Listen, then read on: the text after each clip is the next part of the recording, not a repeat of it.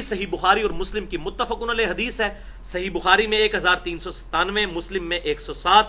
آپ صلی اللہ علیہ وسلم کی خدمت میں ایک دیہاتی شخص، ایک پینڈو عرابی شخص حاضر ہوا اور اس نے کہا یا رسول اللہ صلی اللہ علیہ وسلم، مجھے کوئی ایسا عمل بتائیں کہ میں جنت میں داخل ہو جاؤں.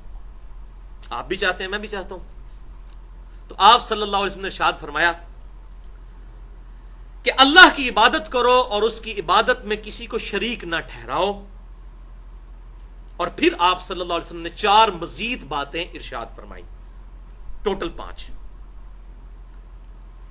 باتیں ارشاد فرمائی. جو یہ پہلی میں نے بیان کر دی. دوسری فرمایا فرض نماز کو قائم کرو. اس میں الفاظ ہیں فرض نماز کو، خالی نماز نہیں، فرض نماز کو قائم کرو. نمبر 3 فرض زکوٰۃ کو ادا کرو، وہ منیمم ڈیٹم لیول. اور نمبر 4 رمضان کے روزے رکھو. اس میں حج کا ذکر نہیں، کیونکہ اس وقت تک حج فرض نہیں ہوا تھا، حج کی فرضیت بعد میں آئی، وہ باقی حدیث میں مل گیا. تو آپ صلی اللہ علیہ وسلم کی جب یہ بات سنی تو اس دیہاتی شخص، سیدھا سادہ پینڈو آدمی تھا، اس نے کہا یا رسول اللہ صلی اللہ علیہ وسلم، آپ نے جتنا بتایا نا اس سے زیادہ میں نے کوئی نہیں کرنا، جتنا آپ نے بتا دیا، نہ میں اس سے زیادہ کروں گا نہ اس سے کم. اور یہ بات کہہ کے وہ وہاں سے چلا گیا. آپ صلی اللہ علیہ وسلم نے ارشاد فرمایا اگر کسی شخص نے کسی جنتی کو دیکھنا ہو تو اس شخص کو دیکھ لو.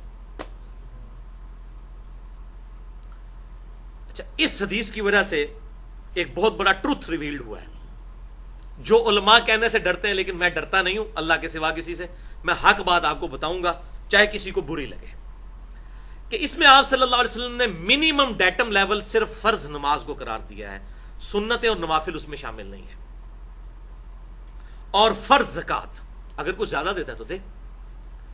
لہذا اس حدیث کے تحت الحمدللہ بالکل یہ واضح ہو گیا، ٹروتھ ریویلڈ ہو گیا کہ نماز جو آپ پہ فرض ہے وہ صرف 17 رکھتے ہیں، جس پہ اہل سنت اور اہل تشیع پوری دنیا کے مسلمانوں کا اجماع ہے. 2 فجر کی رکھتے ہیں، 4 ظہر، 4 عصر، 3 مغرب، 4 عشاء، یہ 17 رکھتے ہیں، دن رات میں بنتی ہیں. بس یہی منیمم نماز ہے جو اللہ تعالیٰ کو ریکوائرڈ ہے ایک مومن سے. اور آپ نے حدیث سنی، اس نے کہا میں اس سے زیادہ نہیں پڑھوں گا، تو پھر بھی حضور نے کہا جنت میں چلے جاؤ گے، جنت میں جانے سے کوئی نہیں روک سکتا. اور منیمم فرض زکوٰۃ وہی 2.5%، اگر وہ کرنسی پہ ہو یا سونے کے اوپر یا چاندی کے اوپر. باقی اونٹ، گائے اور بکریوں کے لیے علیحدہ سے نصاب ہے. انشاءاللہ میں اگلی دفعہ ڈیٹیل سے، بڑا انٹرسٹنگ لیکچر ہے وہ، 17 علمی پوائنٹس میں نے اسی 17 کی نسبت سے وہ تیار کیے ہیں، چونکہ دن رات میں 17 رکھتے ہیں فرض، تو وہ 17 علمی پوائنٹس انشاءاللہ میں اگلی دفعہ ڈسکس کروں گا. تو اس سے یہ بات پتہ چلی کہ بعض لوگ بےچارے بڑے مصروف ہوتے ہیں، ان کے لیے نماز پڑھنا بڑا مشکل ہوتا ہے، اور مولوی اس کو عشاء کی وہ 17 رکھتے ہیں بتا رہا ہوتا ہے، اور وہ زور کی 12 رکھتے ہیں بتا رہا ہوتا ہے، تو وہ سن کے ہی بھاگ جاتا ہے. تو مجھ سے کوئی اگر اس قسم کے مصروف لوگ جب کوئی بات پوچھتے ہیں تو میں کہتا ہوں بھائی 17 رکھتے ہیں منیمم ڈیٹم لیول، جنت میں جانے کے لیے وہ کافی ہے. 2 فجر، 4 ظہر، 4 عصر، 3 مغرب اور 4 عشاء. لیکن ایک حدیث ہے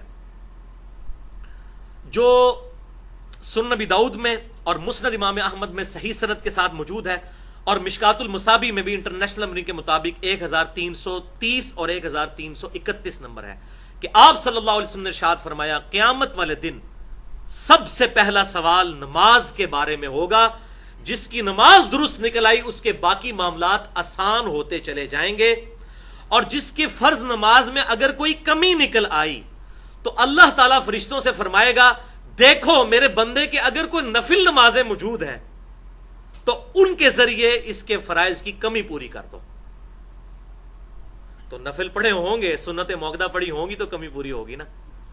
اور پھر اللہ تبارک و تعالیٰ اس کے ساتھ عافیت کا معاملہ فرمائے گا. اور پھر آپ صلی اللہ علیہ وسلم نے فرمایا نماز کے بعد اگلا پھر سوال زکوٰۃ کے بارے میں ہوگا.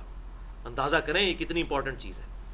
اچھا، بخاری اور مسلم کی ایک اور حدیث ہے کہ قیامت والے دن سب سے پہلے قتل کے مقدمے کا فیصلہ ہوگا. تو اس میں تطبیق اور آپٹیمل سولوشن یہ ہے کہ حقوق العباد میں سب سے پہلے قتل کے مقدمے کا فیصلہ ہوگا، اور حقوق اللہ میں سب سے پہلے نماز اور زکوٰۃ کا فیصلہ ہوگا. تو اس حدیث کے تحت پتا چلا کہ نفلی نماز بھی پڑھنی چاہیے، تاکہ اگر ہمارے فرائض میں کہیں کمی ہے تو کون شخص یہ دعویٰ کر سکتا ہے کہ میں بڑے پرفیکٹ فرض پڑھتا ہوں. جتنی بھی ہم کوشش کریں تو کمزوری تو رہ جاتی ہے، بعض اوقات جماعت رہ جاتی ہے، بعض اوقات نماز میں دھیان بڑھ جاتا ہے، تو اس کی کمپنسیشن ہوگی نفلی نمازوں سے. اور وہ بخاری اور مسلم کی متفق علیہ حدیث ہے کہ آپ صلی اللہ علیہ وسلم نے فرمایا جو شخص فرض کے علاوہ 12 رکعتیں پڑھ لے گا اللہ تعالیٰ اسے جنت میں محل عطا فرمائے گا. اور بخاری اور مسلم کی متفق علیہ حدیث ہے کہ آپ صلی اللہ علیہ وسلم یہ 12 رکعتیں کبھی نہیں چھوڑتے تھے.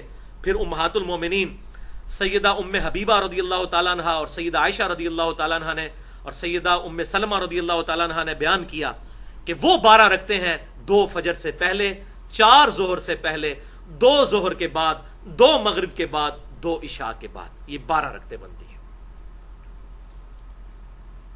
تو یہ 12 رکعتیں ہم پڑھیں گے تو انشاءاللہ ہمارے فرائض کی کمپنسیشن بھی ہوگی. اور اس کے علاوہ ایک اور نماز سنت موقدہ ہے اور وہ وتر کی نماز ہے، اس کی بہت زیادہ تاکید ہے.